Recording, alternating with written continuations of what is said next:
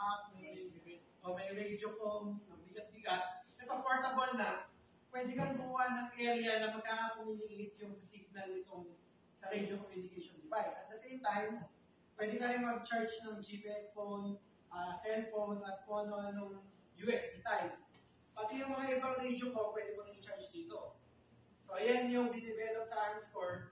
I-release nila yan doon sa sinabi ni Ma'am na parang tactical and disaster survival na ginagawa nilang center. So, yan yung isa. Ngayon, ito naman isa, galing sa Philippine Navy na idea, galing din CRS yung si Sir Gregory Fabic. Siya ngayon yung commander yata siya ngayon ng CMOG PN.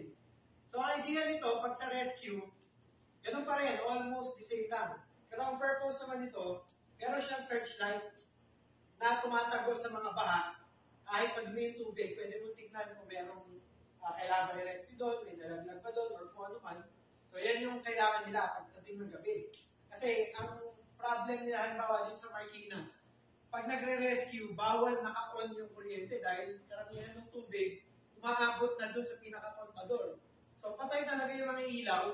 Yun namang mga sasakyan ng rescue, hindi naman kaya yung malalalim na baha. So, ang pinaka-option mo lang, may dala kang yung Ondoy boat ngayon na nasa ArmScore din, nakasakay yung dala-dala na to, meron siyang normal flashlight, meron din siyang searchlight, pwede mo rin i-charge yung GPS phone, radio com na mga normal na walkie-talkie or yung Harris, parehas din yan. So, pwede mong gamitin dito. So, karamihan, dinevelop for the rescue.